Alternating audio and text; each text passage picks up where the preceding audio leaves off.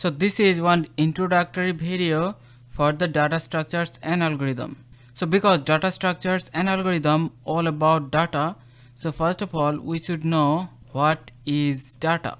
So data refers to quantities, characters or symbols that can be processed, stored and transmitted by a computer. So that is the definition of data. Like an example, if we perform operations on numerical values, like an example, suppose we add two numbers, so this will produce some result. So this is the example of data. Now this data alone may not be that much meaningful, but when the data is processed and structured, then the data becomes valuable information. So the information is something that holds some meaning. So the raw data can be transformed into information while processed and structured. So here the basics are clear. So let's now talk about why we need the data structures. So the data structure basically organize the data efficiently so that we can easily access them, and also we can easily modify the data. And also the data structure will enable the optimal use of the time and the space in a computing task. So that means if we use proper data structure, that will reduce the time complexity and also the space complexity. So one example of the data structure can be one array. So the array is a data structure where we can store multiple values under a single name. So normally if we wanted to store 100 values, then we have to create 100 variables, so which is really inefficient. Instead we can create one array with the size 100. Now the array is a data structure where all the values are stored in a sequential manner.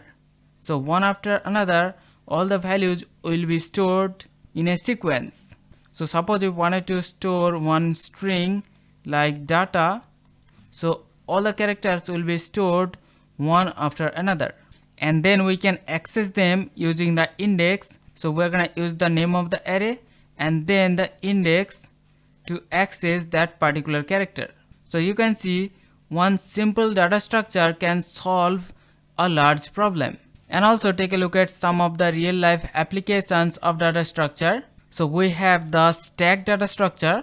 So stack is a data structure which is like a jar. So like a jar, here we can push the data. So the data will be stored. So all the data will be stored one after another. So first of all we have A, then we have pushed B, then we can push C and so on. Now we can only remove the data from the top only. So this is called pop.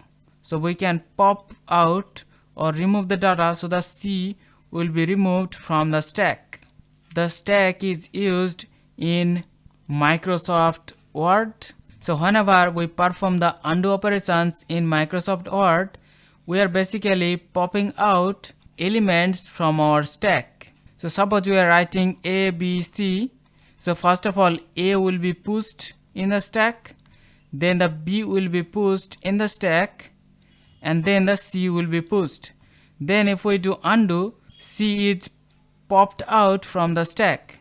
So this is how the undo happens in Microsoft Word. So this is one real life application. Also another example is the use of array. So the array can be used in case of one bitmap image.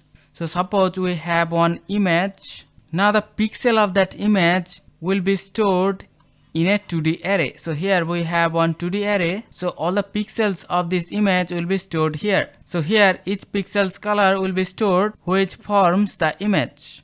So this way the color information of the image will be stored in one 2D array.